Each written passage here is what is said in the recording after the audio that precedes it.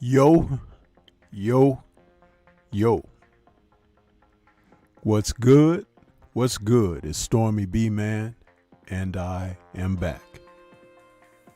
Welcoming you to Friday Night Chop Session with Stormybman for this Friday, September 29th, 2023. And this is number 217 in the series of Chop Sessions, and we're calling this one Undisputed versus Undisputed. Saturday, September 30th on Showtime pay-per-view. That's what it is, people.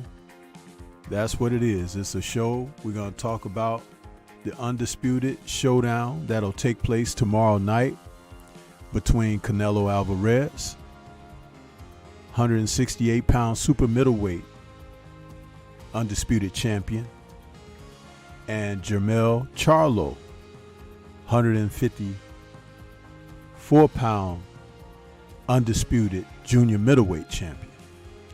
And these two will square off tomorrow night, and it'll be for Canelo's undisputed title, and we will find out which man will stand at the end of it all. Yeah. So welcome everybody out there. We appreciate you stopping in. Been a bit of a rough day for me. I had this procedure on my face, and my face feeling kind of numb and trying to come back from that, but I'm here nonetheless.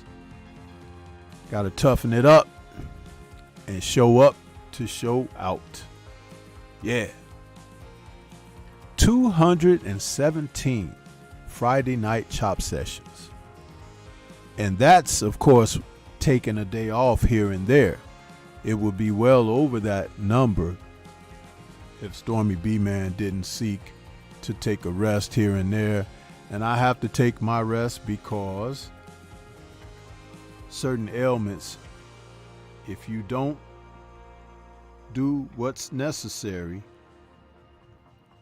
it can come back and haunt you in the most vicious of manners. So just know when I do take time away, it's needed.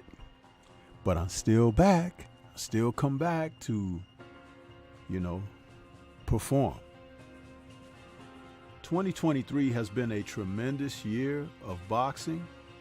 We have seen a lot of matchups that we didn't even think we would get. We've seen a few upsets. We've seen some performances that we didn't necessarily plan for.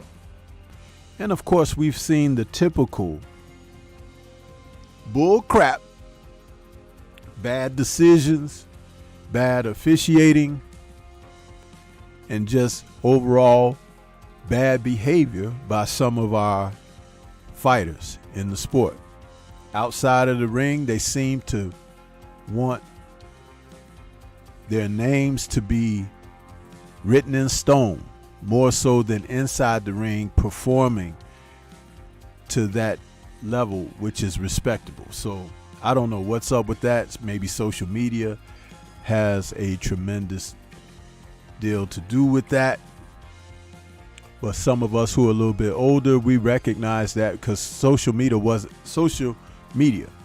always around. So we're able to kind of compartmentalize what's important and what's not.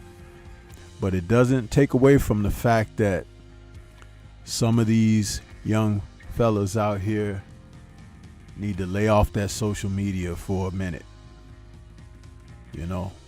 So that being said, I want to take a moment and acknowledge who's in my building. It says we had over 20 something views already, but it's showing only 11 people in the chat, and only 3 people have written in the chat. So I don't know what's up with that. We got Dodge J in the building, Eric Jordan, Universal Truth, and my man Mentor Bohotep. Appreciate you all coming by to check me out for the chop session this evening. We've even had a couple of announcements this week, and we can talk about that a little bit. You never know, because the sport of boxing, things be held up. And sometimes these promoters, man, they're so shameful. They'll try to make something so secretive and everything because they think it's going to be a big announcement and everything. Just announce the fight so that people can get prepared. If it's going to be pay-per-view, so people can start getting their money together. Man, stop, lollygagging around. Just announce the fights and bring them to us, and we will show up.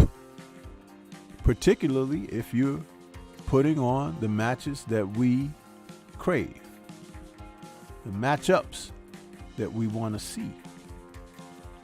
This is a big weekend for boxing, man. There's a ton of boxing on, and you guys really need to know what your options are. Of course, tomorrow evening will allow us the chance to witness Canelo and Charlo.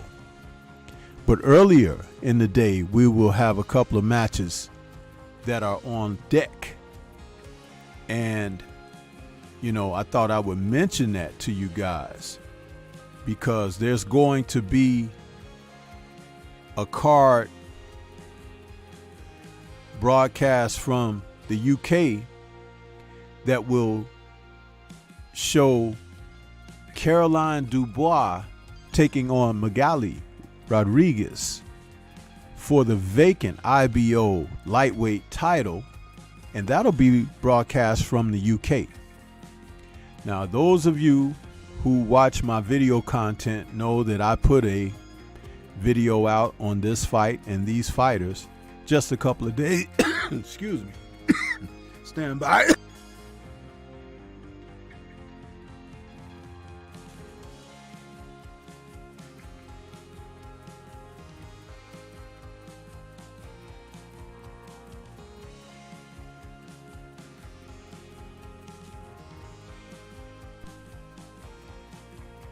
Sorry about that.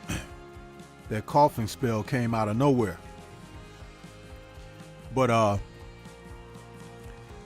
this fight will be broadcast from the UK. I did a video on it. The vacant IBO lightweight title. Caroline Dubois is going for her first world title. And she's a heavy favorite to achieve that goal. So any of you who are following the sport for this young lady, she's ranked number 1 in the world. She's 7-0 with 5 KOs.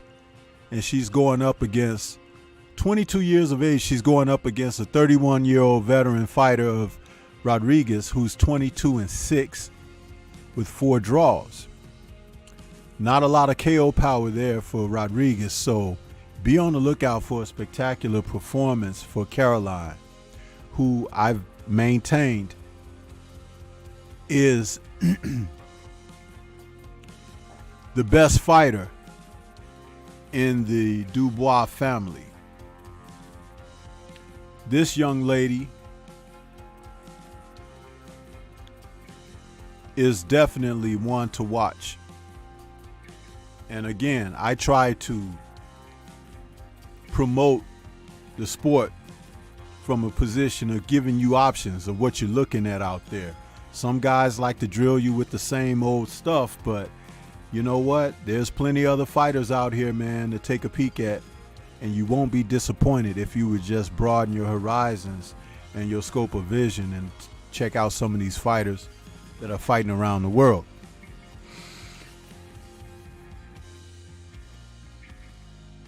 My man William Old School is out there. I see you. Sheena is in the building with those channel emojis. We appreciate you, Sheena. Thank you so much. Caroline is the type of fighter that is a action, crowd-pleasing styled fighter. She's in your face. She's aggressive. And for a lightweight southpaw, she gets people up out of there.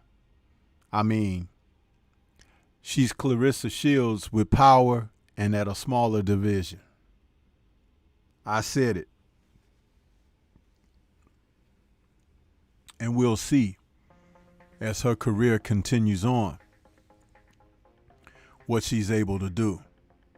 But I'm in heavy favor of this young lady. I remember the first time I saw her fight, and that's one of the things that I can say that I have my eye on talent, and I'm not just quick to praise someone because they have fast hands, they move beautifully, they can stay out of the way of shots and stuff like that.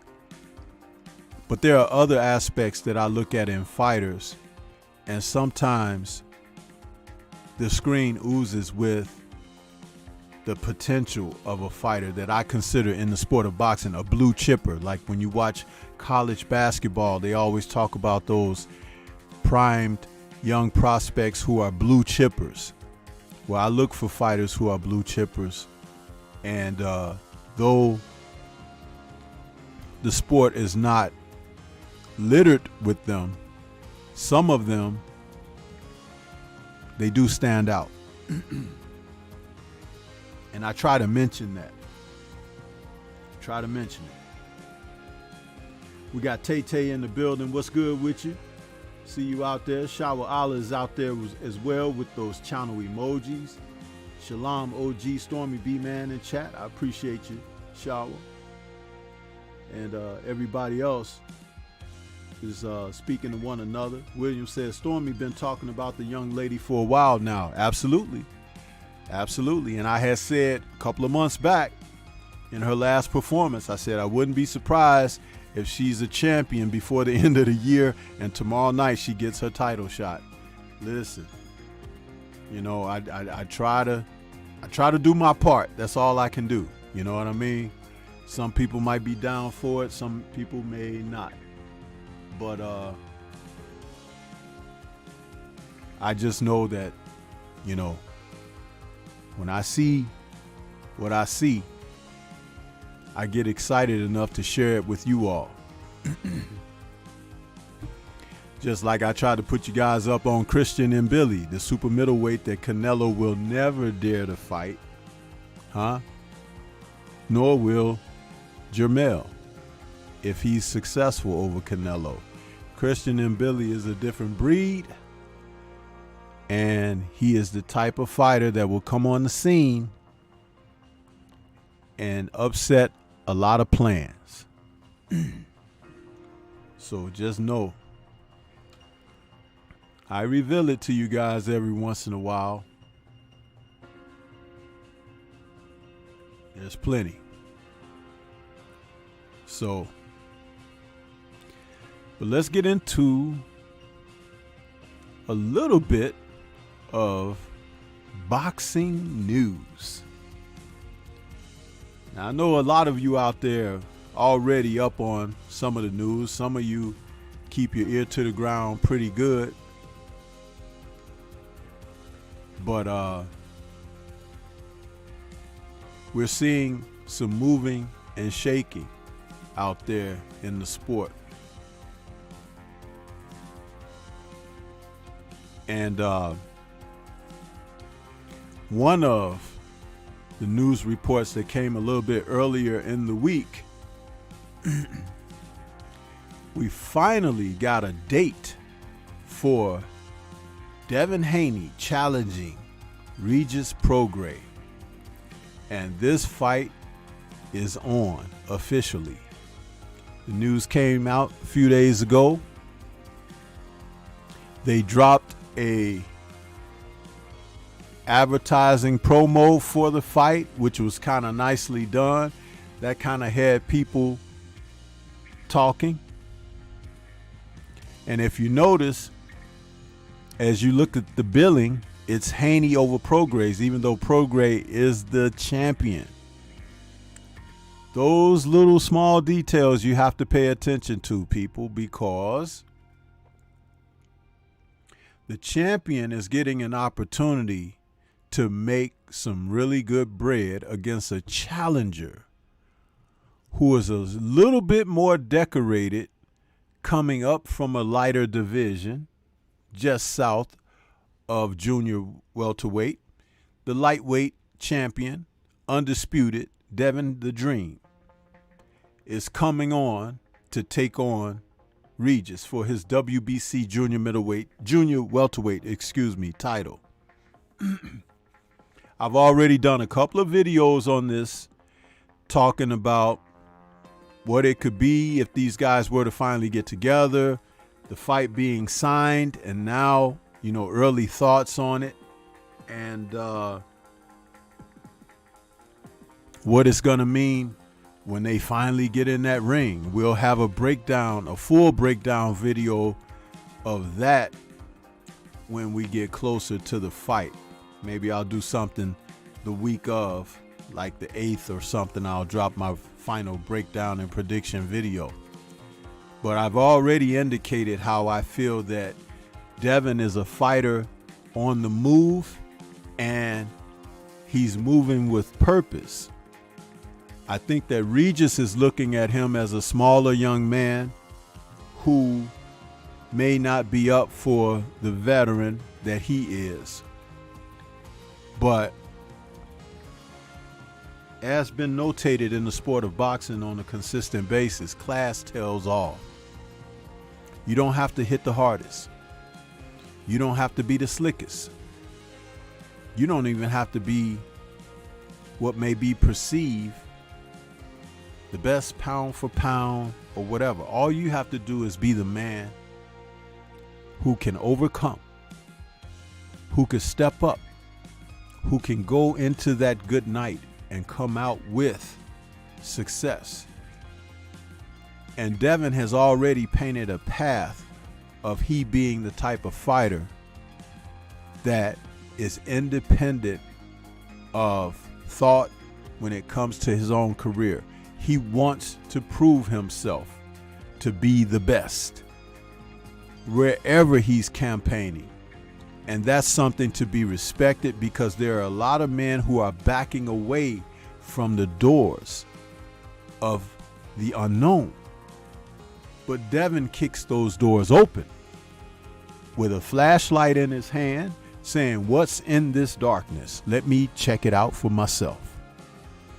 And you have to take your hat off to a man like that. That's something that, again, the acknowledgement of personal accomplishment, achievement, and ambition is something that the younger generations coming behind can look forward and look ahead to as inspiration. And that's respect within itself. Salute to our brother, the OG, Mr. Mont, out there coming in pretty heavy out there in the super chat. He says, "Salute, Stormy." OG, Mr. Mont, I appreciate you, brother. Thank you so much for your donation to the show and the channel. May it all be well with you. Thank you so much. Listen, Haney is setting a trend of stick-to-itiveness. Have a goal in mind. Don't sell yourself short. Believe in yourself. Believe and have confidence in yourself. And again, there are people out there that don't like the guy. So what? But he's good for the sport of boxing. And I like the guy. And I respect what he's doing. Because if we could just get a few more men in the sport sprinkled throughout the divisions who decide to have the same type of ambition and incentive-laden prosperity, we could see the sport really make some strides going into 2024. Big time. Boxing and Barbecue, I see you out there, brother. Good evening to you as well. The Messenger 215 says, "Salute to the channel." Salute to you, brother. Appreciate you.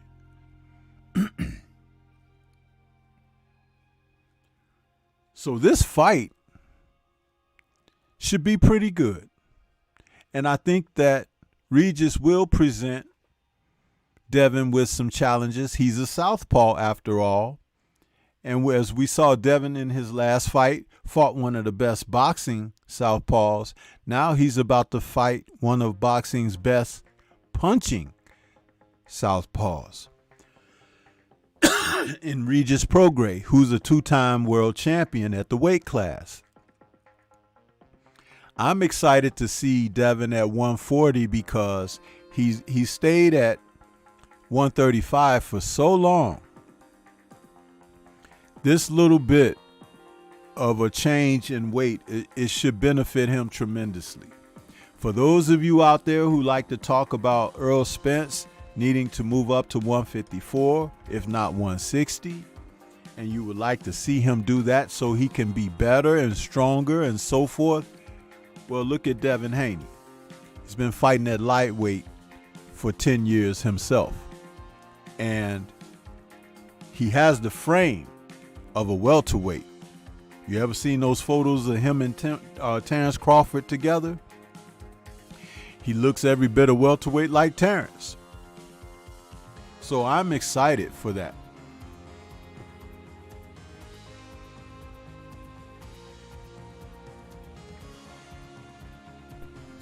So as we go forward, this is what it's all about. And to have fighters come out there and do what they're capable of doing, a fighter like Devin leading the way,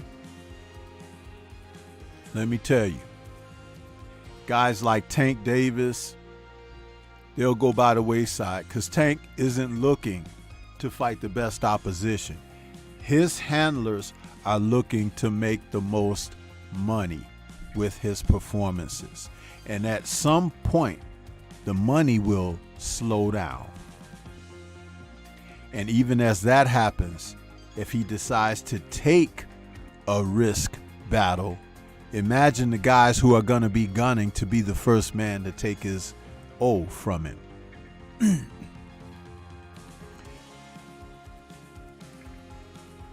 Muhammad Ali once said,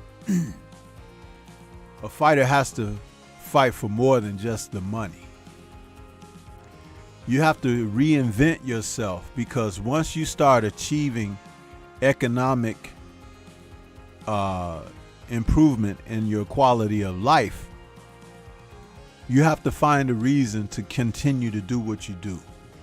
Whether you're a challenger or a champion that has turned challenger.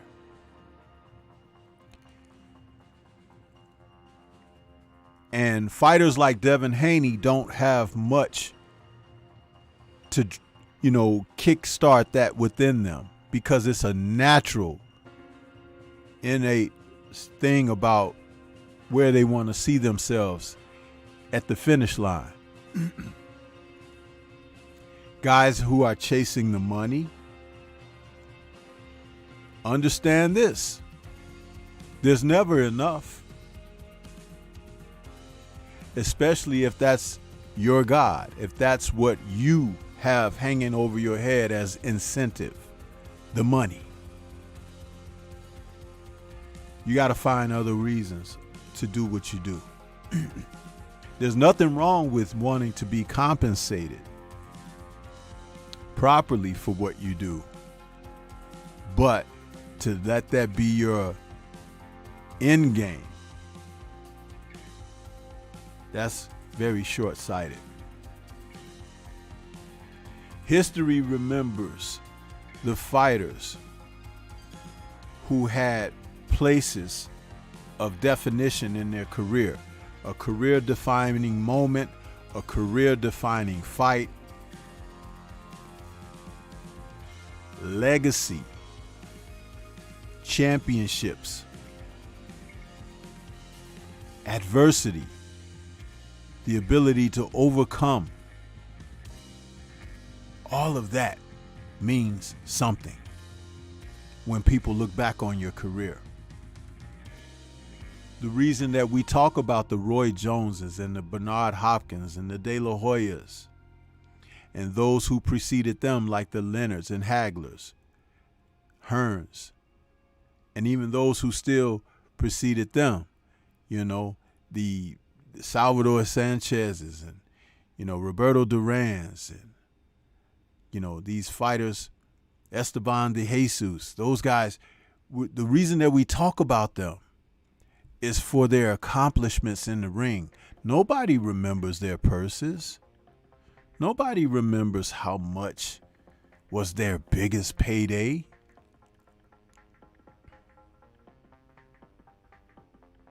When you think of Marco Antonio Barrera and Eric Morales, do you think about the purses that they made when they faced one another 3 times?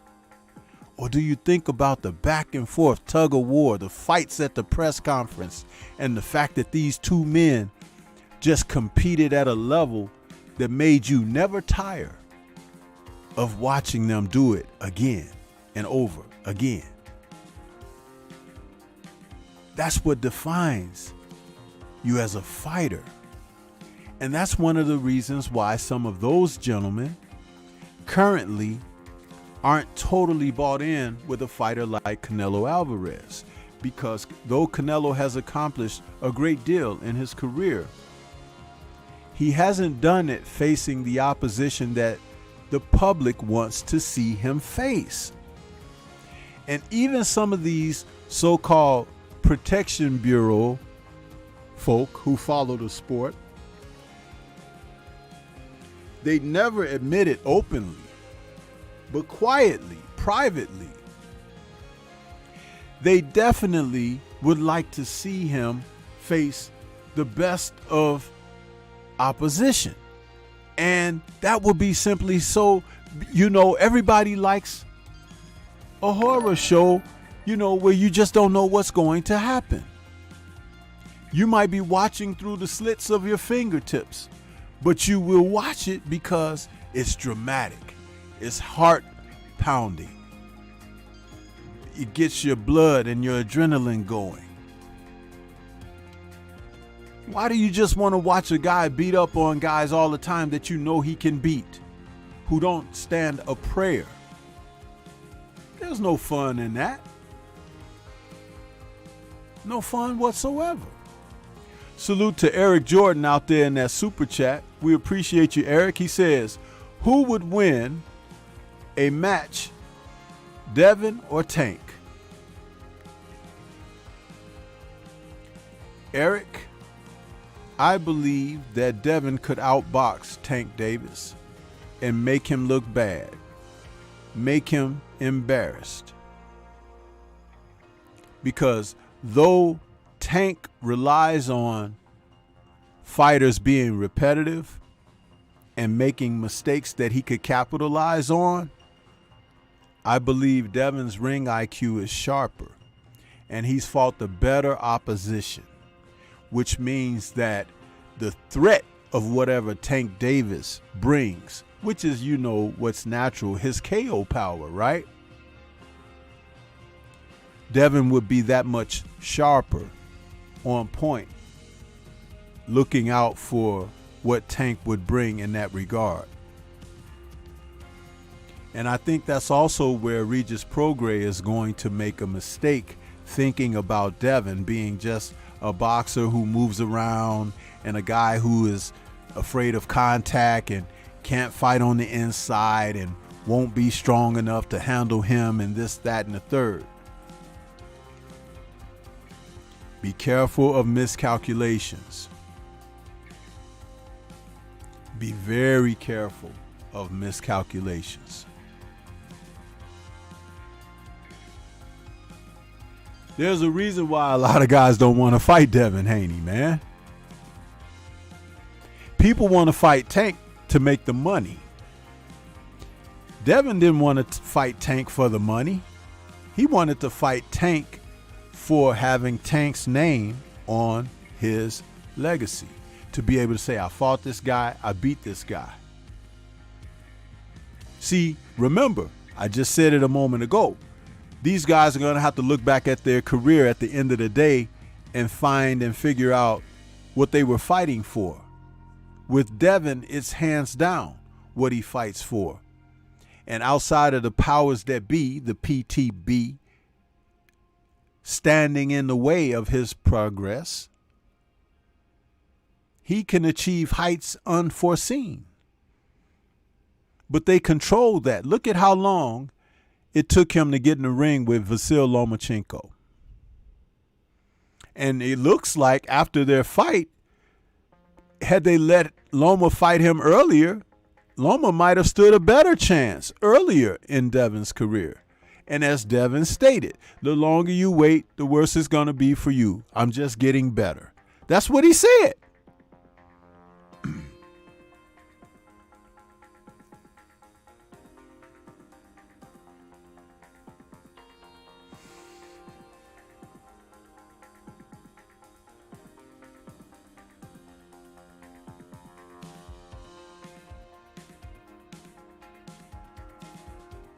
So those are my thoughts on that, Eric Jordan. And thank you for your super chat, brother. We appreciate you.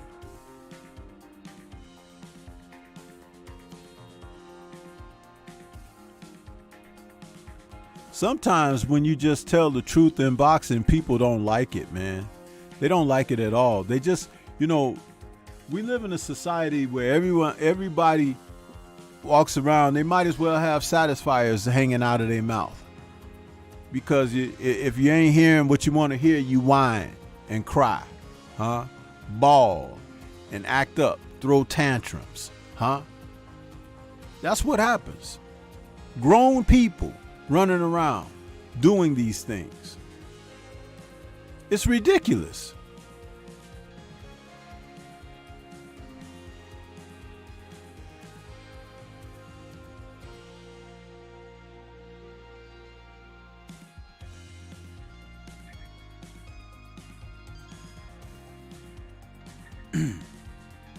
Look at this.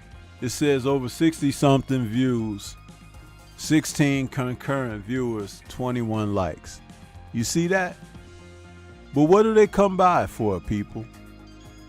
Eric Jordan, you out there. Write in the chat. Why do you think they come by? Boxing and barbecue, shower. Why don't you guys write something in the chat for me and tell me why do you think that they come by? But they don't hit my like button, but they be lingering for 6, 7, 8, sometimes 10 minutes at a time, hanging around. What's that all about? What's that all about?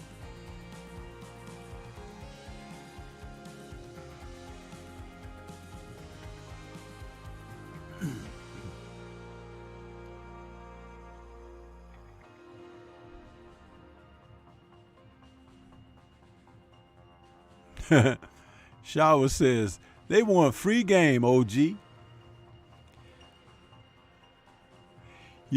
Shower, the funny part is this.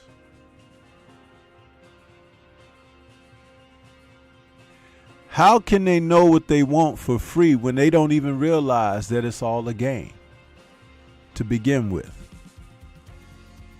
Yeah. That's something to think about right there. That's true food for thought. When you don't even realize this is a game, when you don't even realize that some are not to be played with, and you hear some people have said in life, keep on playing and see what happened to you, Yeah. See that? Remember, words are powerful.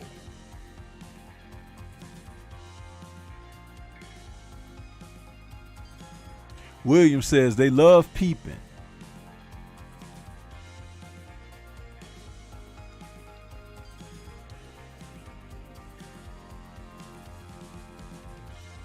Yeah, but William, the part about that, they love peeping, but they can't see me. So they may as well be blind, right? Am I coming clear to you? They may as well be blind. Have eyes, but do not see. Ears, but cannot hear. Wow. If any of you have watched my Tuesday Tussle where I talked about the connections of the 5 senses, 5 personality types, traits and characteristics, and the 5 abilities that a man and woman have when they are born with all of their extremities and everything intact. Think about that. There's a connection here, a reason why there's a 5-point star. But see, listen, that's going above again. They can't see me. They can't.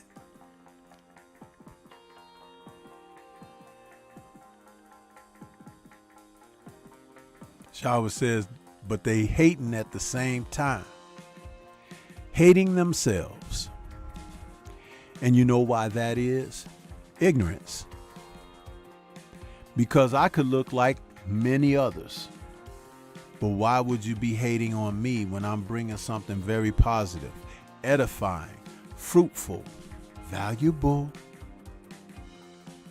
to assist you to be elevated, us to be elevated together? But somebody say, hell no, I don't want to go stay down here on the ground in the mud with me.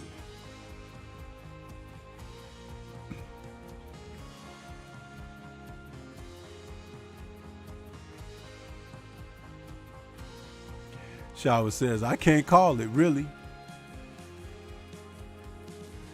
No, you're calling it just fine. You're calling it just fine. Because there's no real wrong answer, but it's been put out there to you to make you think about it.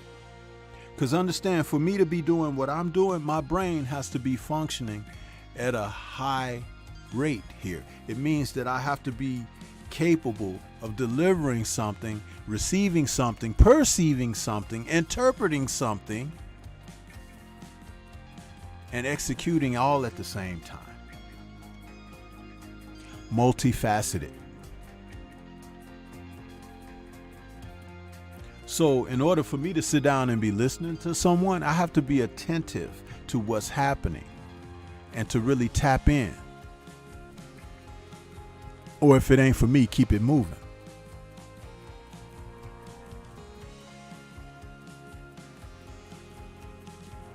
But those numbers are more than half. So you mean that I'm 50-50 with people. They don't really want to get in the water, but they'll stick their toe in the water to see the temperature.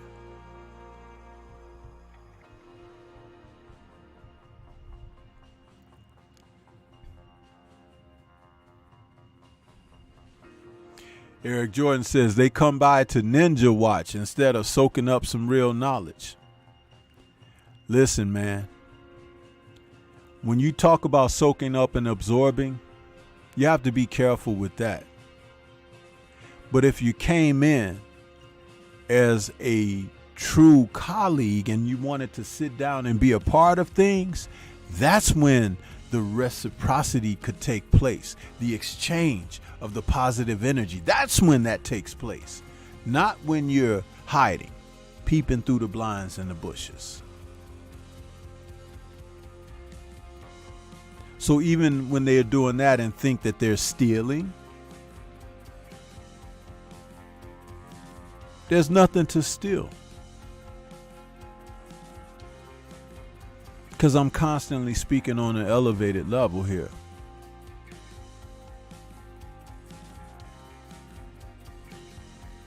Sheena's asking, can you see who's watching Stormy? I can see the numbers. I can't see the individuals. But I can see the numbers. Just like when I said what I said the last moment, about 6 people dropped off. Yeah.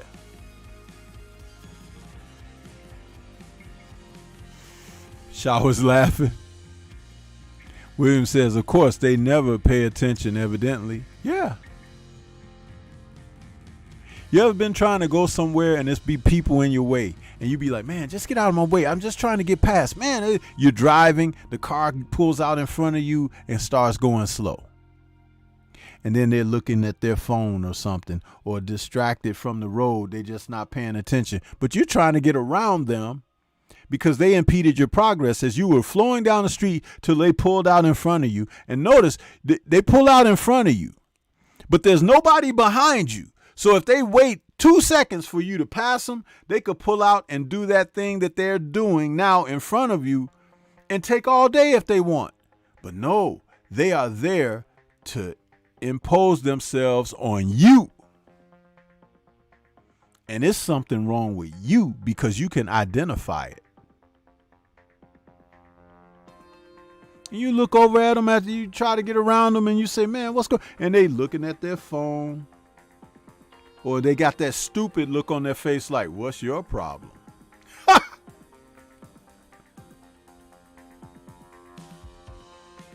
Wasn't that LL Cool J used to have that song, 14 Shots to the Dome? Yeah.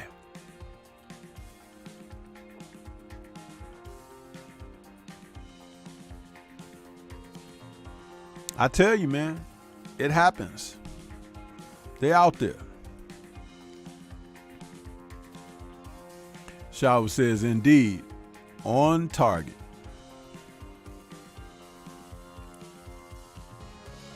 Universal Truth says, that's common where I live. That's common in life, brother.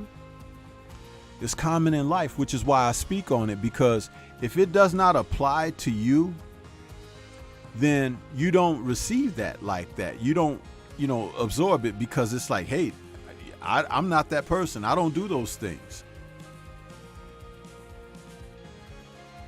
But those who do, they want you to shut up.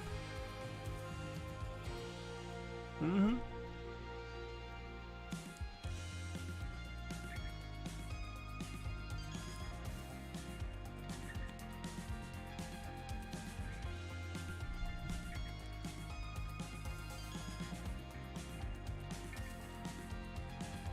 Sho was asking, where's the commentary for the 5 people types, OG?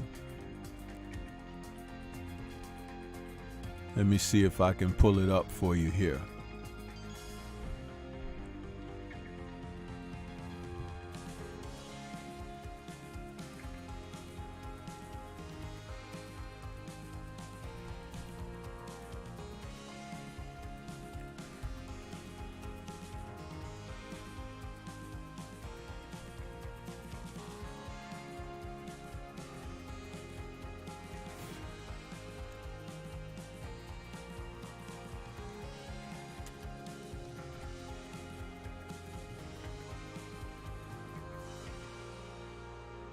See here.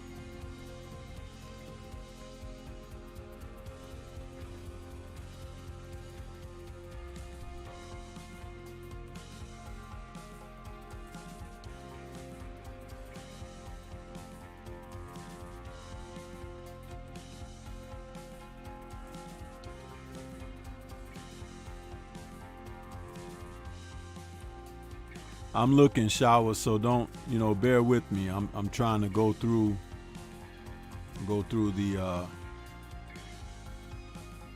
cuz I name my shows, so I have to find it.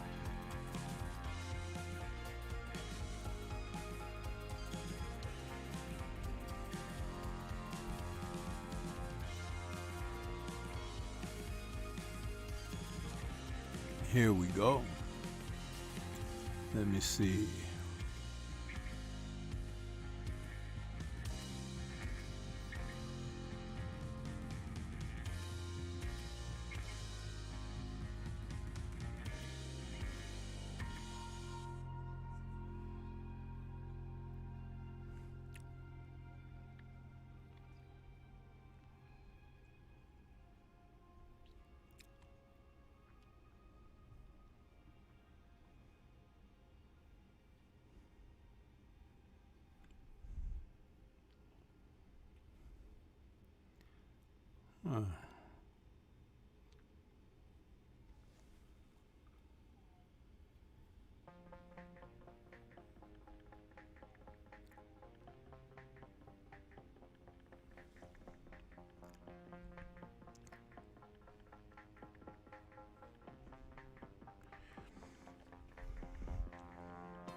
You guys realize I've done 172 Tuesday tussles.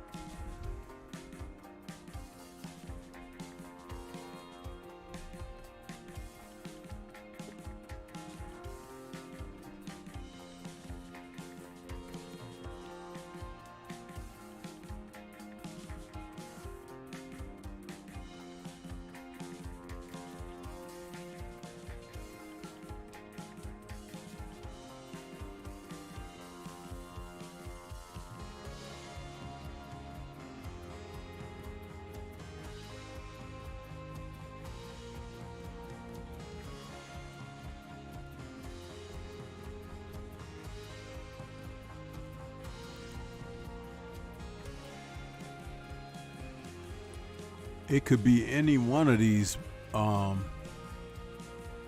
I'm looking at. Because I didn't title that specific show.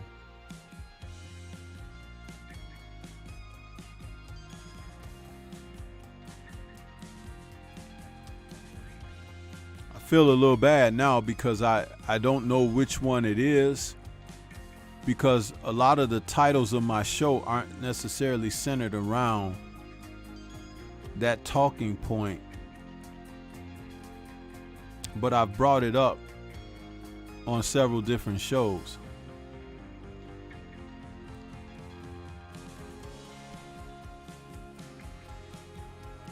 What I will do is, when I have some time, I will go through and I will list it on my front page. Yeah, Shower, it's a Tuesday tussle. It's a Tuesday tussle where I talked about that. That's kind of what I like to do on that show. You know, I consider that my coach's show from a coach's perspective, which is why the talking points are what I consider stronger on that show, because I'm not talking like a casual person. Talking like from a coach's perspective.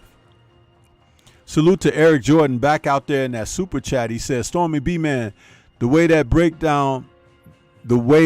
breakdown is far more accurate on what fighter win the fight and what fighter has to do to win. I was hurt when Earl lost, but I watched your video on Bud and it made sense.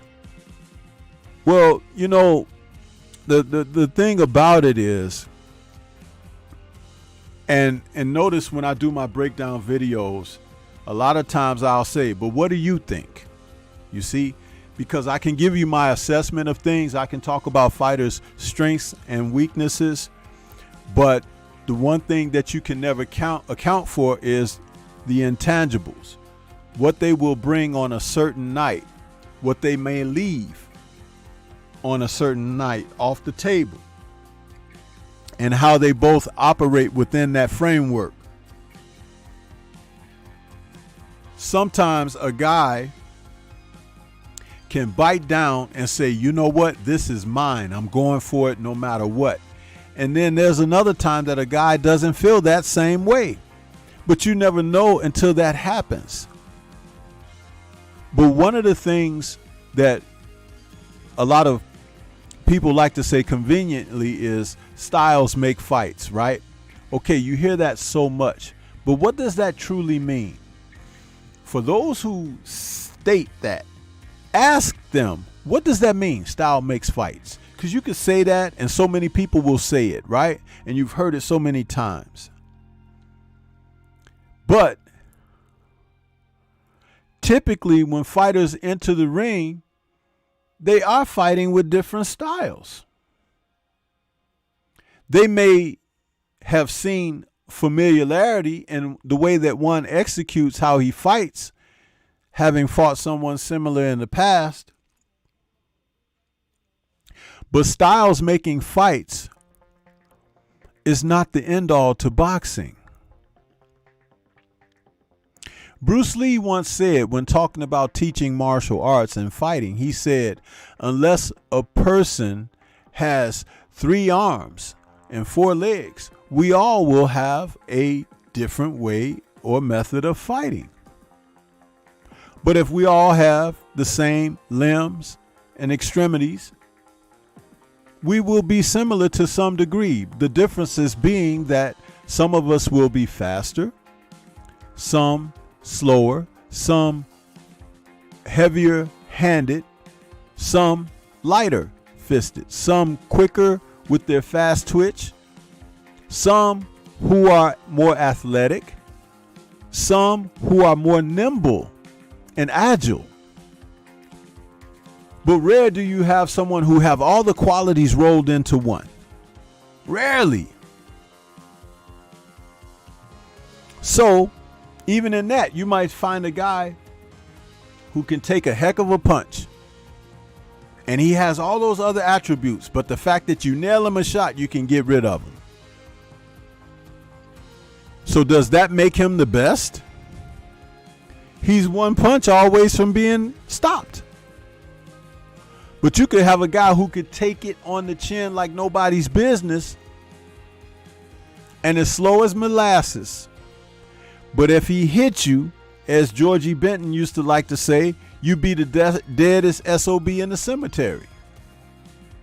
So styles make fights, but what makes for a good fight? What makes for a good fight is the competitive nature in 2 fighters. That they see one another and they raise the challenge. And you heard me saying something a moment ago about people can't see me. When you raise the challenge, you raise the stakes and you say, okay, I meet you here, but let's see if you could go there. And that guy says, I can meet you there, but can you go here? Ebb and flow. Being able to raise the stakes. You ever been in a card game and you have a crap hand and you be like, I'm out? You have no choice but to fold them because you got a crap hand. But when you got that potential winning hand, you get a little straighter in your back, huh? You get a little more confident in your jive talk, huh? You be looking to see where the other guy's weaknesses are now. You looking at him, and is he sweat? Look at that little bead of sweat on his forehead. He nervous. You see what I'm saying? Just a little bit of confidence can do that for you. Now think about fighters.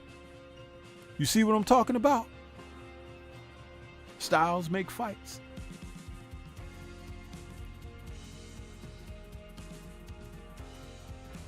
Watcher is out there. What's good with you, Watcher? Appreciate you stopping in.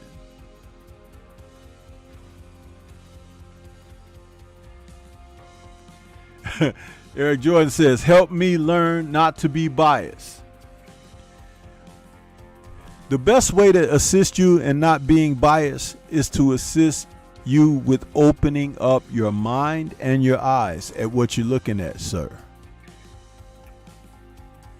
Because bias means that you have placed a restriction. You have placed a restriction because you're the one that's biased. You see, if I'm not biased, I have broken free from that minuscule insight. I have been able to liberate myself to the degree that I can see far beyond that point. Same thing with prejudice in people.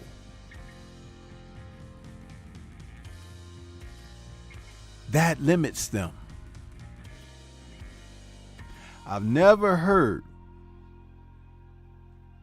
a person that has so-called biases and bigotry and prejudice when they're on their way to the emergency room and their life is in jeopardy, say, hold on, I don't want nobody touching me unless they from Tennessee like me.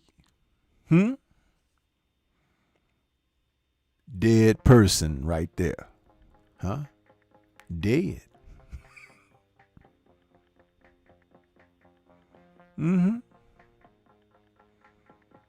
Someone that fell off the boat and they thrashing about in the water and they, about to drown. Are they going to say, can you get one of those blonde-haired, blue-eyed guys to throw me a life raft? Or they going to say, help me? Huh? Right? Yeah.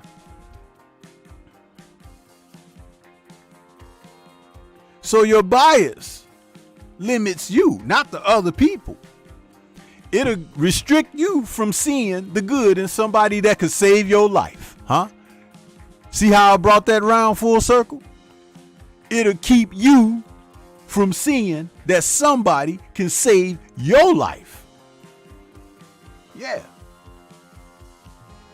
Think about it. You sitting up there all biased and holding all of your restrictions and everything. Don't those weights and burdens, aren't they heavy? Don't you get tired?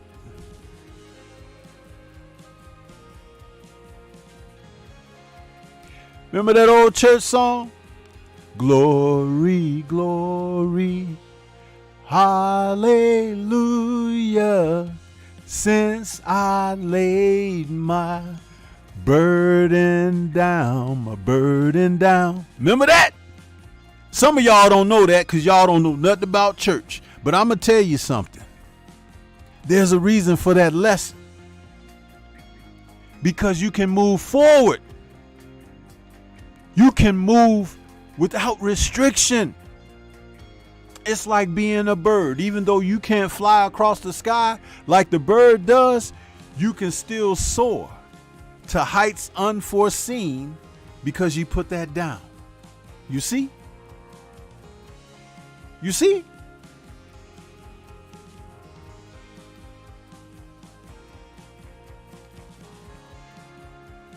Listen, man. I try.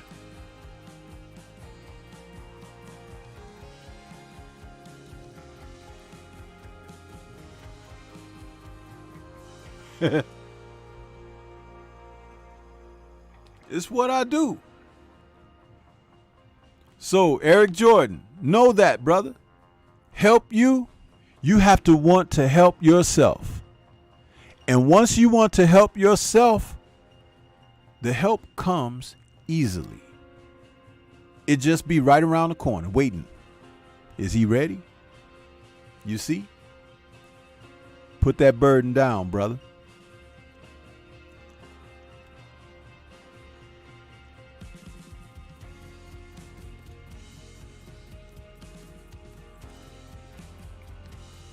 Now, Shower and Sheena, who else out there are you getting boxing talk like this from? Tell me. Huh? Who else? You see? And I ain't used the profane word in this show.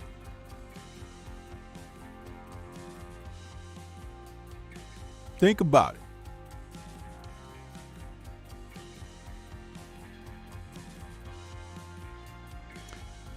Shower says, I get caught up. Maybe. That's the human condition. No, that's your condition, sister. That's your condition. Don't put it on humans, because there are humans that don't restrict themselves. It's yours. See, you have to own it. I talk about accountability on this channel all the time. Accountability, that applies to you. Don't worry about the other person, because the other person got their own burden to carry, cross to bear, so to speak. But what about yours? And when you are dealing with your own, people can see it. They can see growth. They can see change. They can see betterment. Sometimes they'll even tell you that they've noticed. And then the ones who are not really down for you and with you, they'll tell you that they noticed too. And they'll start moving away, And you might think you did something. But no, that's just your path getting cleared because something better is coming along for your journey, Yeah, that's that part biblically that they say, shake the dust off your sandals and keep it moving, You see, it ain't hard. It ain't hard at all.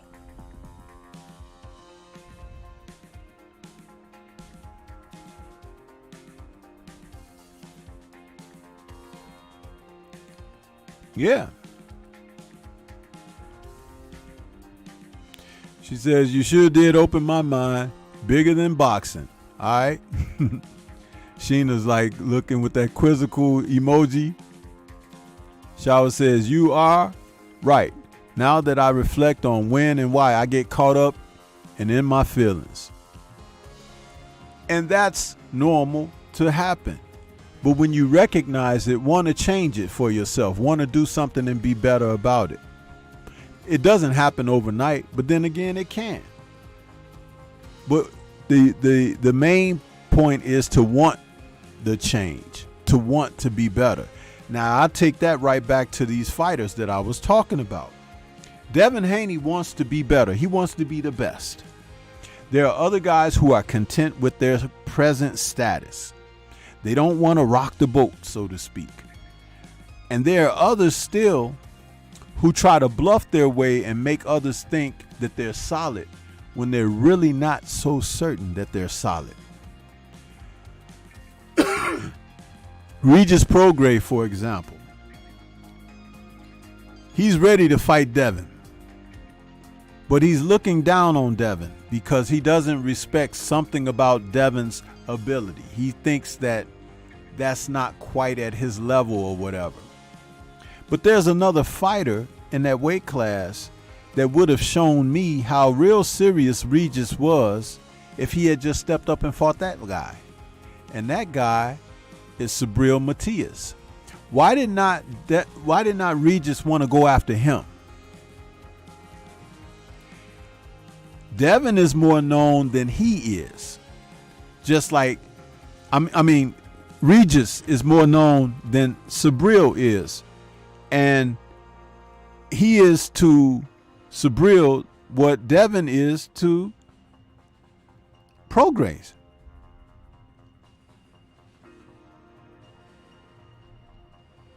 See, that's how you know when these guys pump the brakes. Now, I'll tell you something. If Devin is successful against Regis, he'll fight Subriel Matias. And look at what his bargaining chips will be. He'll have his own title to challenge that guy in a unification. Yeah, Watcher, he's very weird. Because you know what? He brings a certain element to the sport, but that element doesn't help you in the sport. It helps you when you're talking at press conferences and giving interviews and stuff like that. But when the bell rings, that element has to be left and kept in check. You hear people say all the time, skills pay the bills. Well, that's when people are going to find out what you can or cannot do. And when a guy got those T-Rex arms like Regis, he got to get close to you to hurt you. Everybody don't like to be in close. Everybody ain't going to let you be close. Some guys are going to teach you, you got to get past this kiss. And that kiss is not with the lips. It's that jab or those punches that keep you on the end.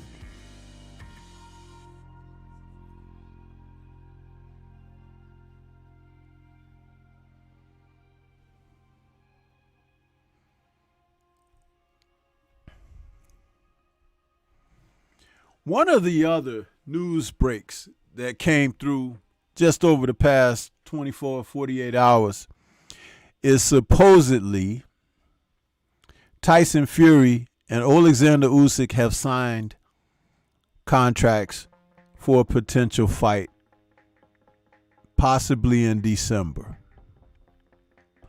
Now that's interesting. Tyson has this fight coming up with Ngannou, and that was supposed to be an event. Frank Warner will tell anyone who will listen to his fish eyes that that's what people want to see. Well, seeing that he would sign a deal to face Usyk immediately after, I would be concerned about what's going to happen with Ngannou now, because sometimes when you count your chickens before the egg is hatched, huh? Yeah. Think about it.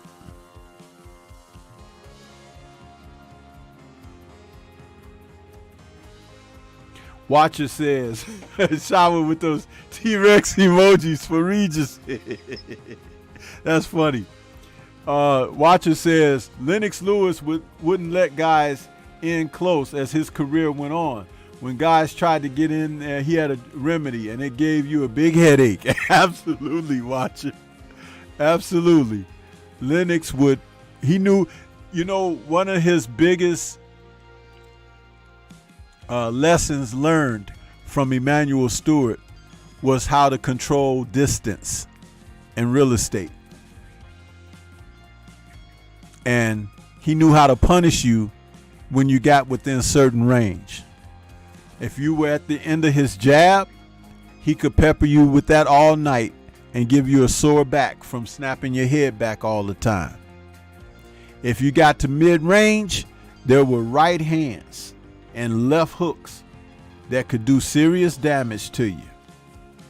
If you got in close, he could lean his weight on you and throw uppercuts. He was complete in his assault.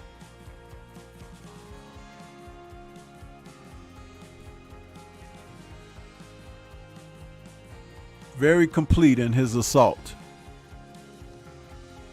Man, I got this Canelo and Ryder fight playing on my monitor in the background. They in the 8th round, and it looked like a hugging contest with these two guys. I hope Mel don't get in there tomorrow night and just let this guy maul and hug on him. Just pop him and pepper him, hit him with them shots on the angles, hit him with that vaunted left hook or uppercut, and go home.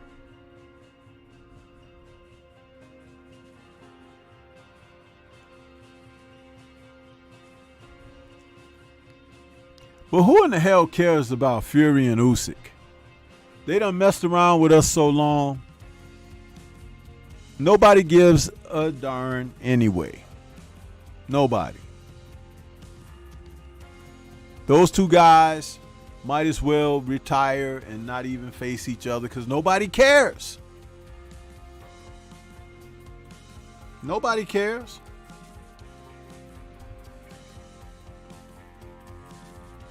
It's like the heavyweight division don't even have a world champion, isn't it? Isn't that what it feels like?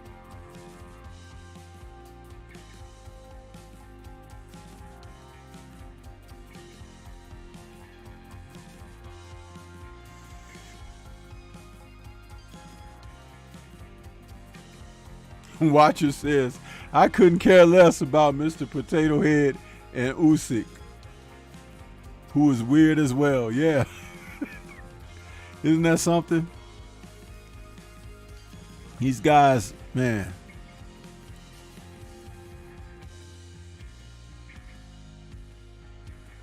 And I know neither one of them want to see Big Bang Zang. Big Bang Zang got him. You know?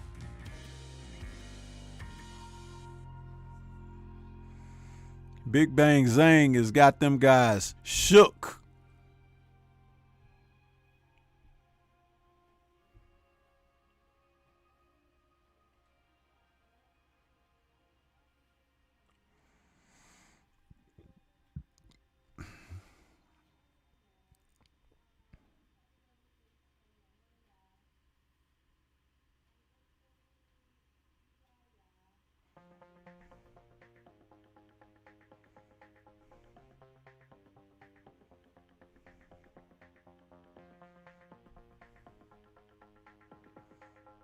There's something else I want to talk about. I don't want to talk about Fury and Usyk no more.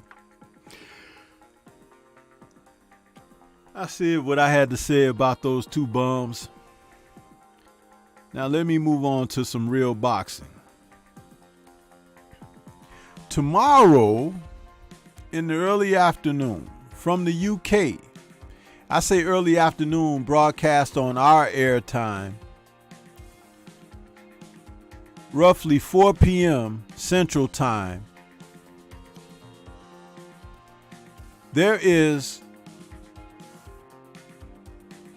an IBF Cruiserweight Championship fight taking place between Jai Opetaia and Jordan Thompson.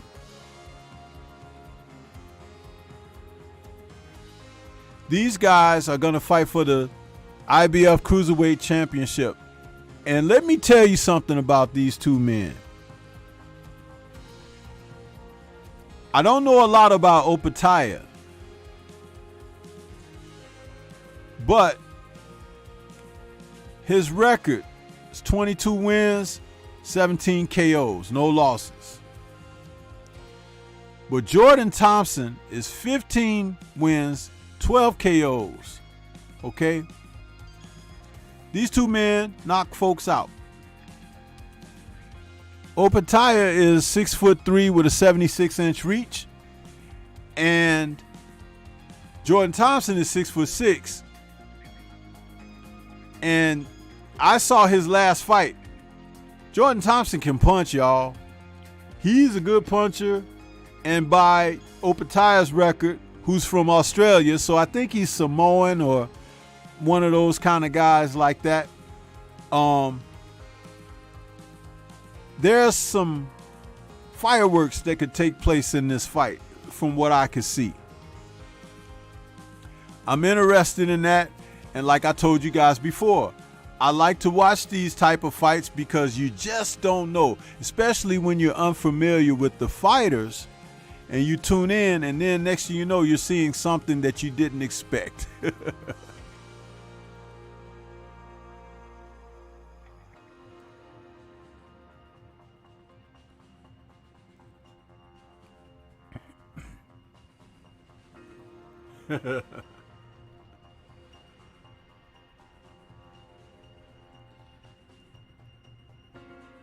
Eric Jordan says Zhang is a beast.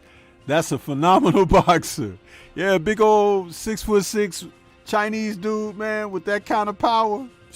Southpaw too. That's deadly, bro.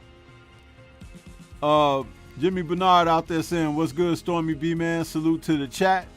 The Messenger 215 says, so Funky Fury definitely going to cheat in Ghana. He said if the fight is December. Yeah. Watcher says Jai Opetaia has bad discipline. Been in a lot of trouble down this neck of the woods. Oh, is that true, Watcher? See, we don't get all that news like that. So if you're aware of that, Watcher, you know, hey, maybe this is a shoe-in for Jordan, huh? Jordan for 3, you know, yeah. Shawa says, I like what I saw of Opetaia. Okay. She says, I haven't seen him since he returned from his injury.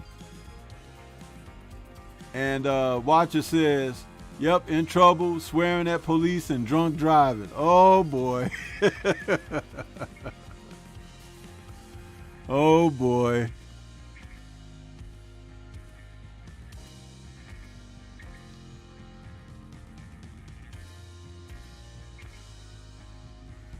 And on the undercard of that fight,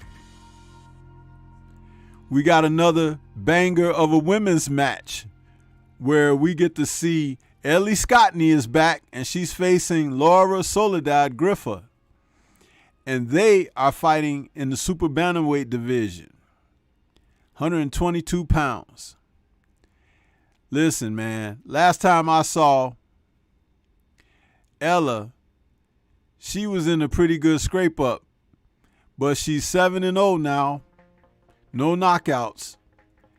And Griffa is in there. She's coming in with 20 wins and 1 KO. Listen. Watcher says, hashtag Jordan for 3. Yeah, right? Man, I used to hear that all the time, you know, here in Chicago. Jordan for 3, you know. Man, those were the days. The 90s. But hey, Ella can box, man. She's a good fighter. She's 5'5.5". And Griffa is like 5'4". So I expect that to be a pretty good scrape between those two. I'll be tuning in to watch this card. And I'm expecting some fireworks there.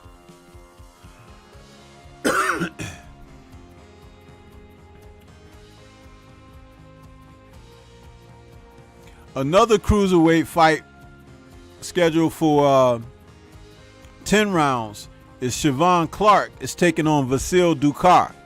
Now that fight right there, it should be interesting because Clark is a strong fighter, man. He's 6-0 right now with 5 KOs. And Ducar is 14-0. And no, I'm sorry, he's 14-6. But he's got 10 knockouts. He's only been stopped once in those 6 times. But I expect he's going to get stopped again because Siobhan Clark is a good fighter, man. He puts his punches together well. He's a strong guy. He just needs to be a little bit more active with his hands. Just a little bit more.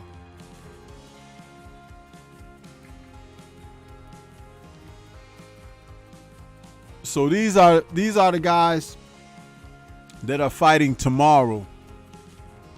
And those fights are going to be on DAZN. So be watching out. The card starts about 1 p.m. Central Time. And, you know, that's what we can expect off of that DAZN card. Some matches. That's a good warm-up for tomorrow's fights. You know, for later on in the evening, of course, we're going to have Canelo and Charlo.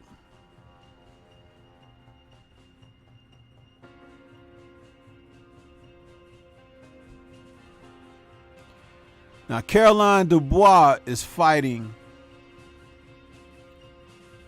Her fight, her ring walk should be roughly around the same time that Opataya and Thompson are fighting. So depending on if that fight's over really quick, I may switch over to Caroline. And she's fighting on Sky Sports.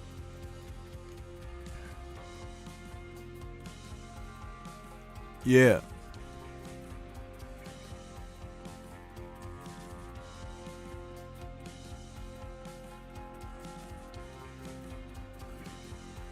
Yeah, I want to see Caroline too, Shower.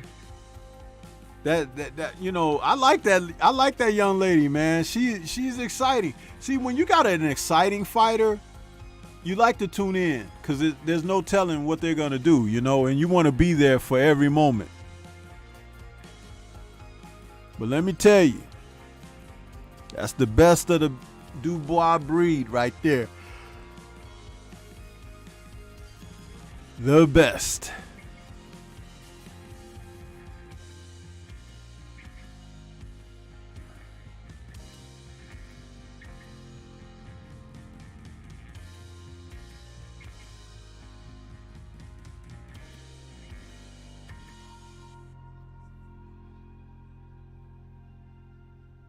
Shower says, the lady she fighting is pretty, but she don't have the grit.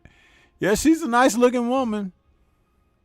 But Caroline gonna rearrange those looks, I'm guarantee you.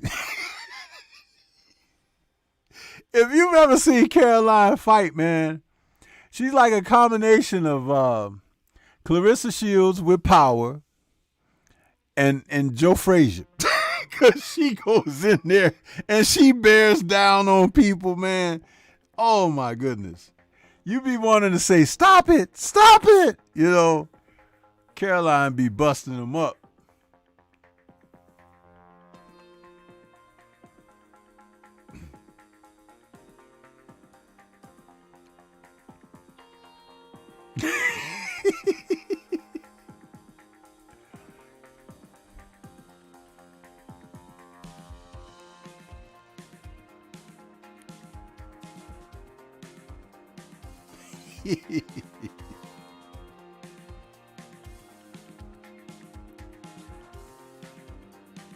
But see, now look, listen.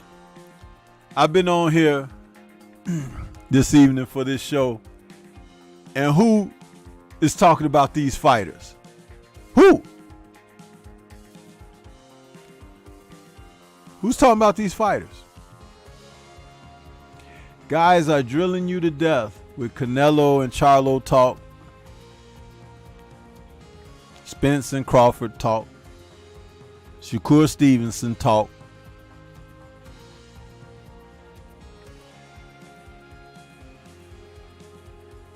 It's ridiculous.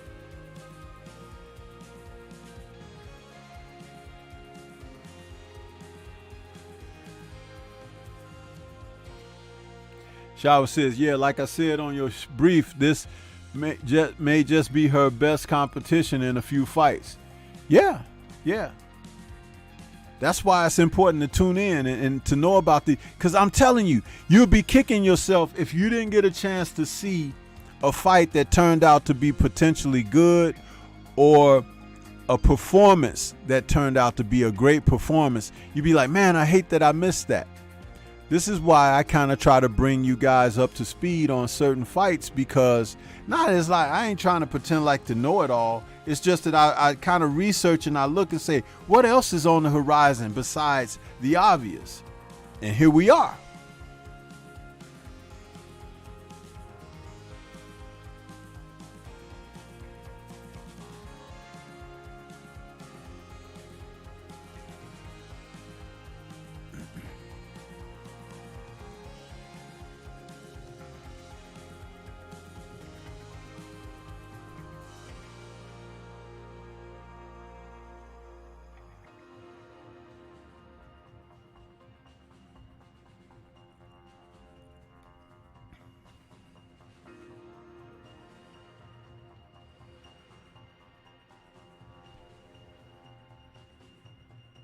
Eric Jordan says, only Stormybman.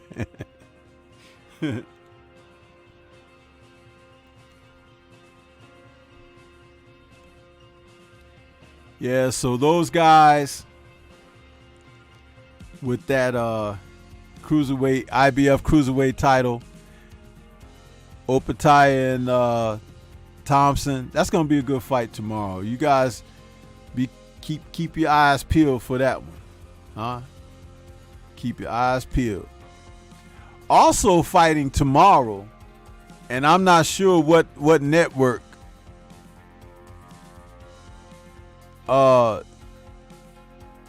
Gasayev is taking on Wallin.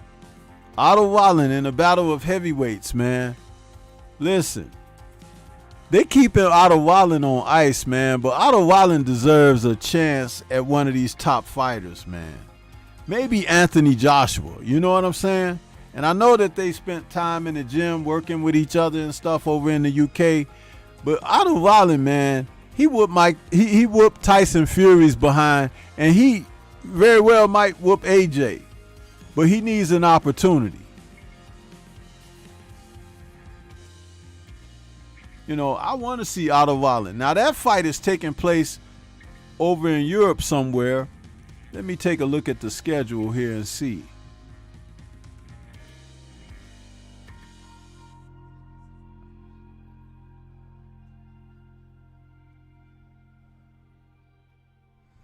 Yeah, they're fighting in Turkey. They're fighting in Turkey. I don't think that's going to be televised anywhere but 3 p.m. ring walk time, Central. Murat Gasayev versus Otto Wallin. And this is a 12-round fight.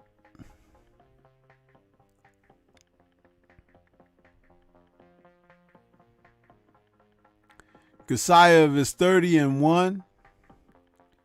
He's got 23 KOs.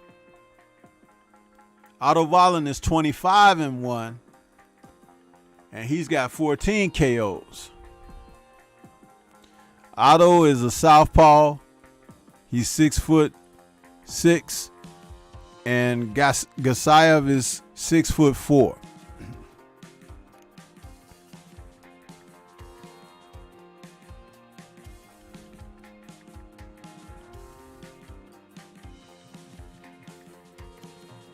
Hopefully, Otto Wallin can pull this one out. I don't know much about Gasayev, but when those guys are fighting over in Europe like that, a lot of records get padded, man. Watcher says Gasayev might do it, but his feet are so slow. Okay, I haven't had a chance to watch any film on him yet, Watcher. He says Gasayev has called out some of the big heavyweight names, of course, one in particular. I'm sure.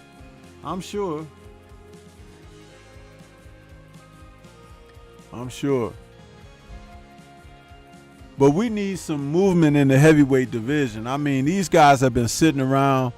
I found out that Frank Sanchez is fighting on the Spence card tomorrow night. I didn't even know he was fighting on there. So it's going to be interesting to see Frank back in the ring. Huh?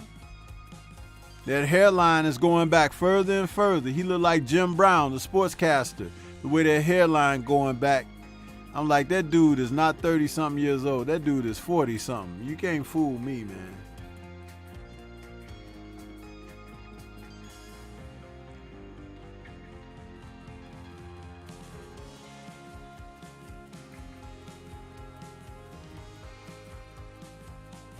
William says, I remember watching Otto Wallin training on his mitt guy, with his mitt guy, and the guy with the mitts, I swear, it looks like he's dancing. It's the strangest stuff I've seen. Yeah, man. Who knows, man? Edgar Chavez is out there saying, Stormybman, peace, sensei, and salute to the chat. Yeah, what's good with you?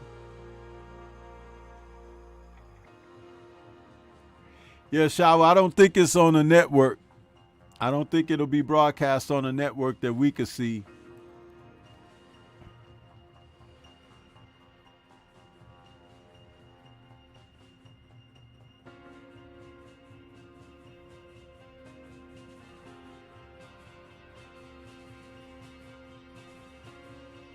Miguel Santana says, you do know that Gasayev fought Usyk, Dorticus, WBSS, right? It's the same guy. Yeah, I remember that.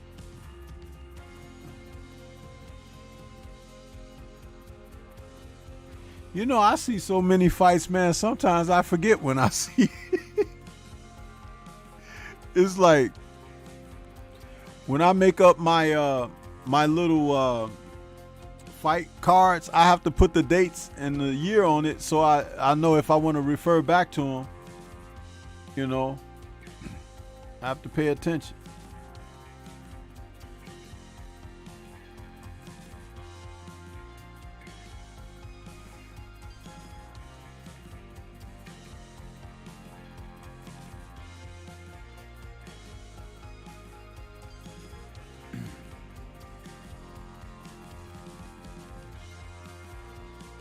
Well, yeah, so that's everything that I have right now that's going outside of the big fight tomorrow night.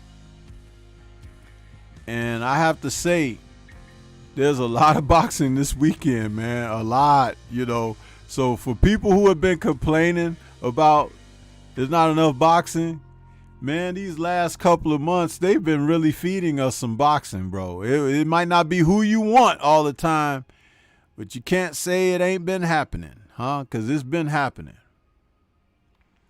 Big time.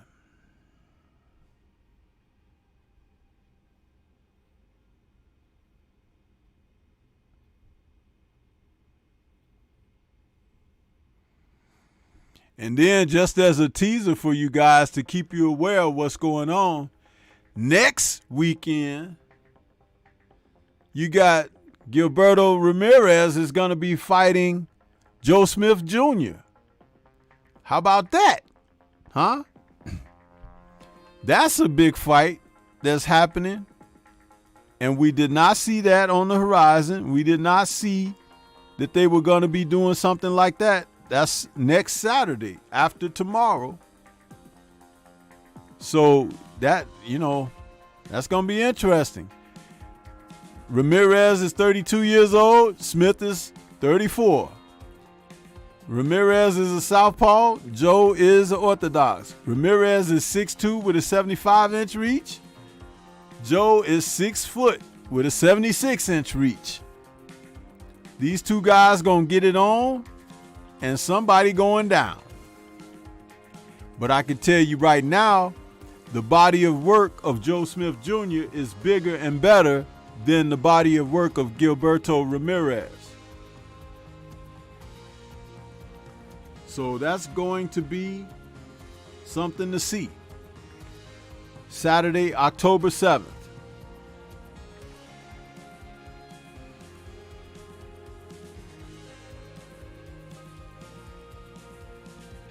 It's saying on the sheet here it's going to be at light heavyweight, but I heard it's actually going to be at cruiserweight. We'll see if they've changed it for the last moment.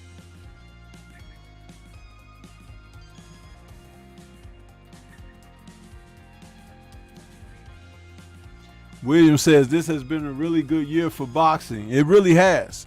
They have fed us some boxing, man. They're still getting the scheduling wrong because some weeks we'll have no boxing at all, and then the next week we'll have 3 cards back to back to back. It's like, man, or simultaneously. It's like one of y'all could have fought the week before and give us boxing, They just can't get that crap right. Too many of these promoters want to put their cards up against somebody else's cards. You're hurting the sport that way, bro. You're hurting the sport.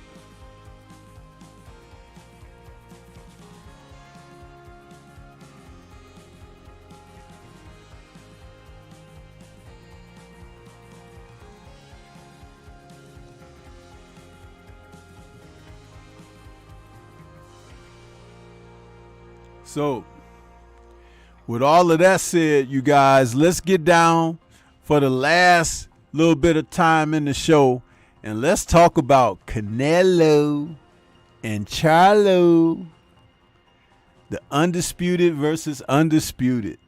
Did y'all see the weigh-in today? Charlo weighed in at 167. And Canelo weighed in at 167.4 or 0.5.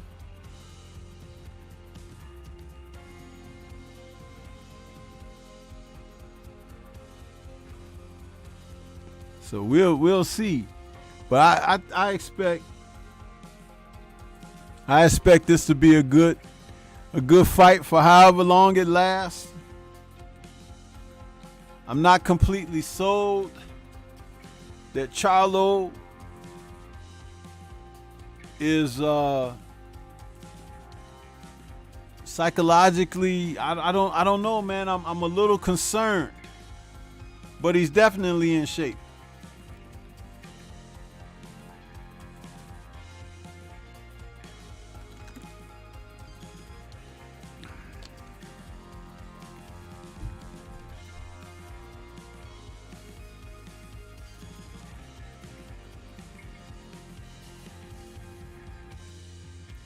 But Canelo looks very confident. He looks like he's going to.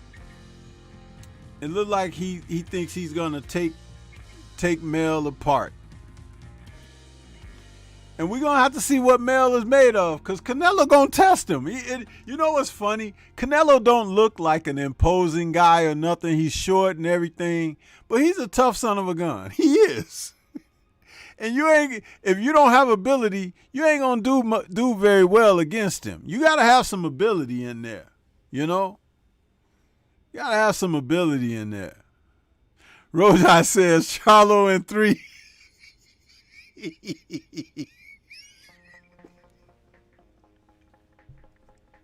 I like when brothers just come out and say it like that. It's like, man, Charlo in 3. Stop that sucker.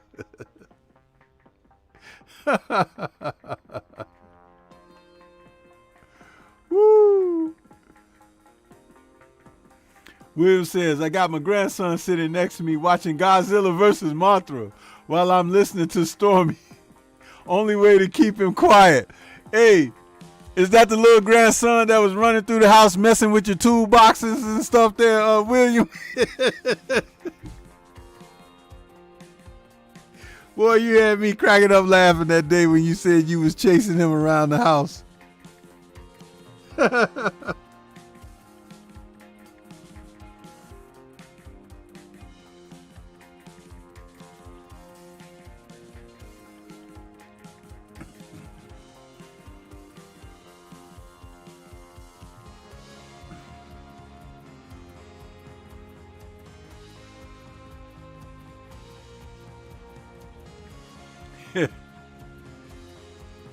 Watcher says, I think Canelo will win.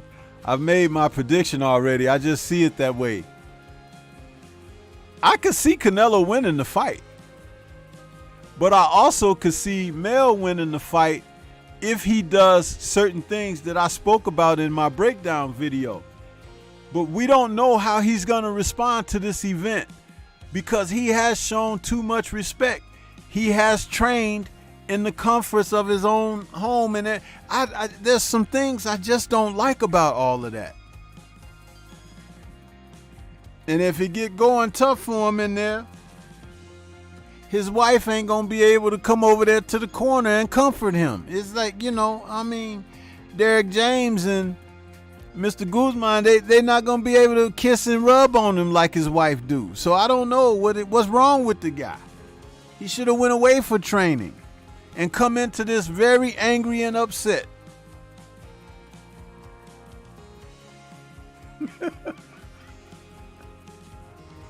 The shower says, I can see Mel pull it off. Watcher says, Jamel could win. Those short shots might be killer blow. Hey, you know what? That's the thing that I was saying in my breakdown video there, Watcher. If you watch that video, I talked about that. He throws these short shots that are dangerous. Remember when he knocked out Castaño in the rematch? That was a short shot he hit him with. He's very good at that. And Canelo is very good at close range. So he's going to be there to get hit with something. But I had said the key punch for Mel will be the uppercut thrown from an angle. Not just straight up the middle. But setting, you know, turning to the side and slipping over and shooting like the 45 or something. Because Canelo can be hit with that shot, man. Yeah. That's the punch that I think could get it done for Charlo. He throws excellent uppercuts. Excellent. TS Boxing, what's good with you? Salute.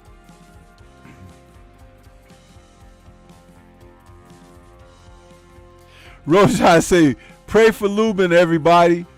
Another beating incoming. Listen. Let me say this about Jesus Ramos, man. He is from the Gilberto Ramirez school of rehydration. That guy is probably going to come in super middleweight. You see how much bigger he was than Joey Spencer? Let's see how much bigger than Erickson Lubin he gonna be. That guy has rehydrated his last few fights. At first he was fighting kind of thin at 154. Then all of a sudden he started coming in looking like a full-grown hydrated man. Uh-huh. Yeah. I've paid attention.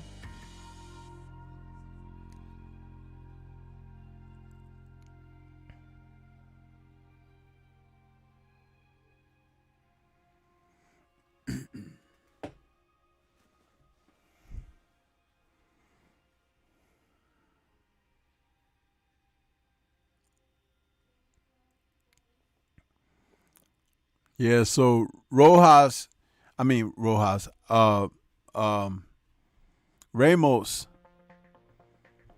think they've got that rehydration thing down pat for him now. They know what they're doing. You got to be very careful.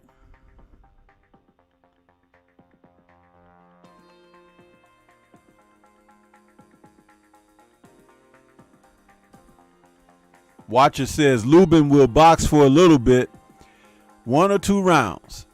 Then his ego will take over and then try to brawl it out and load up on every shot. From there on, it will be a nice concussive beating Ramos gives him.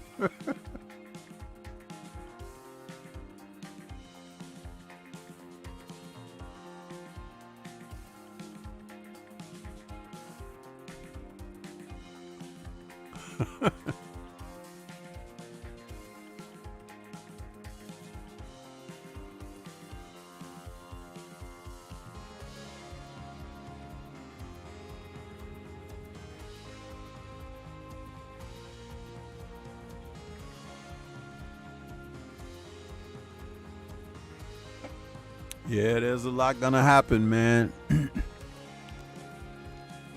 But I'm hoping that we just get the type of action that we crave and that we can cheer for.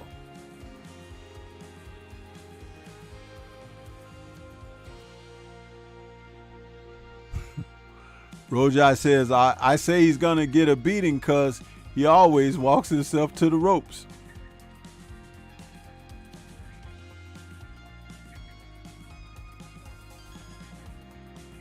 Yeah.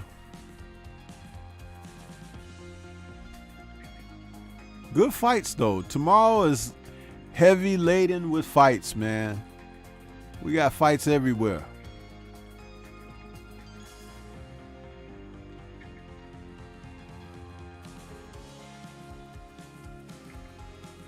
A lot of fights.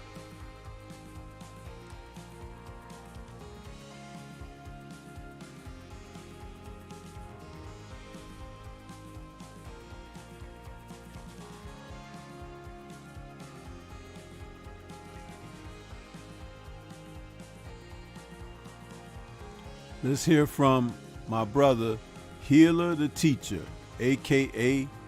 Focus Ball. Huh? Get ready to take your striking game to the next level with the Focus Ball. Dramatically improved footwork, timing, head movement, hand-eye coordination, reflex, and overall fight IQ. It's lightweight and extremely portable, so you can train every time, everywhere. When you don't have a coach to do mitt work, get a Focus Ball. When you don't have a heavy bag to hit, get a Focus Ball. When you don't have a sparring partner, get yourself a Focus Ball. And when you just want to have fun punching and kicking, get a Focus Ball. When you train with the Focus Ball, you train your eyes and your brain to read punches so that you can hit and not get hit, making this very simple device a must-have for all combat sports athletes and enthusiasts alike. So if you want to take your striking game to the next level, don't wait. Get the Focus Ball now.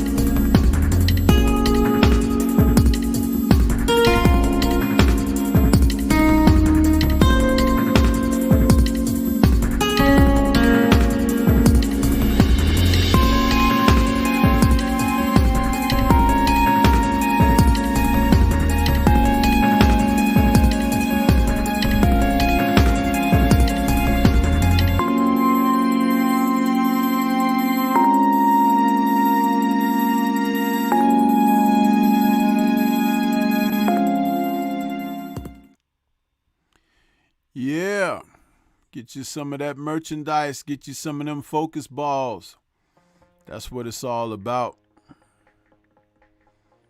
So, with the few people that's left in here, I want you guys to write down in the chat who you got on tomorrow night's fight, Canelo or Charlo.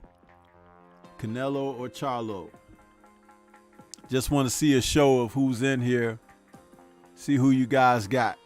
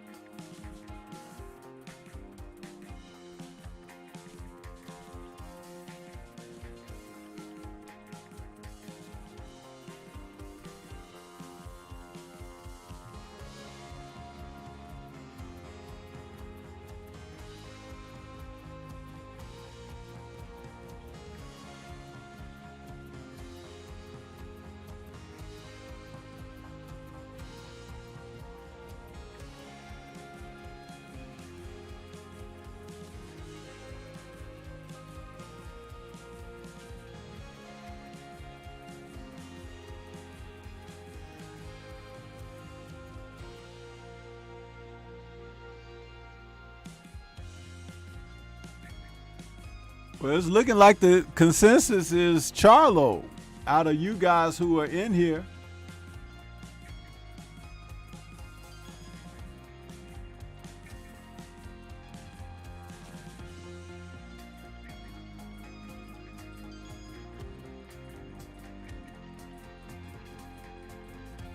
No, it's like even now. It's even. So it's probably a 50-50 fight. Since you guys have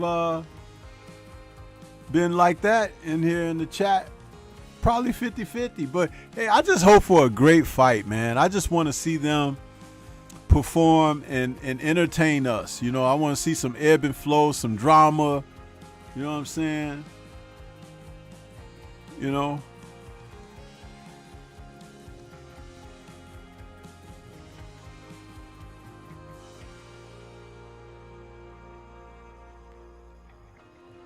Shower, I'm pulling for Charlo, but I can see, I see the ways and the reasons why he would lose this fight, and they are very strong, and a lot of it has to do with how he chose to prepare for this fight. So, you know, hopefully he can fight beyond that.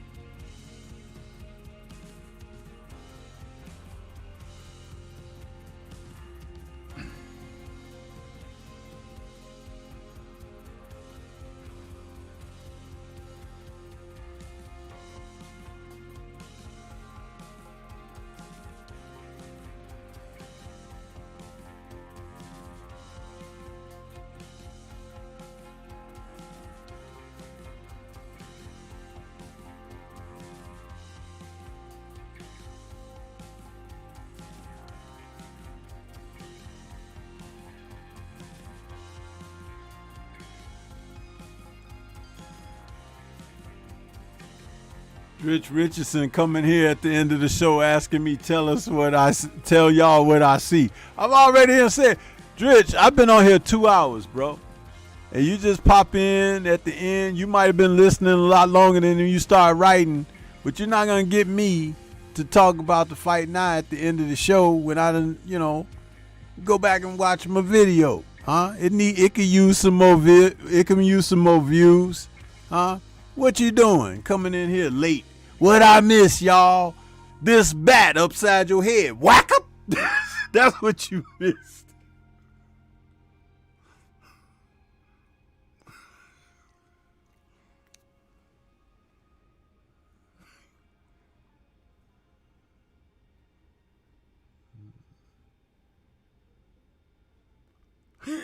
No, it's okay, Driz. It's like, but no, I did my final breakdown video yesterday. Oh, well, this morning actually it released because this is still Friday. I'm already thinking I'm in Saturday mode. But I did the breakdown video. It was up this morning. It's on the page. And then here in this show, we talked about it a little bit. But you know, hey, listen, man. When I'm ready to sign off, I'll be ready because Stormy be tired, man. But I just want a great fight. I want us to be entertained. Bang for the bucks, so to speak. You know what I'm saying? But I hope you guys enjoy it. I'm going to get ready to get on out of here. Peace and shout out to the mighty LDBC. Enjoy the weekend. Enjoy the fights. OD on some fights. And let's go. You know what I'm saying? Let's see some great ones. Hope everybody have a great time. Peace.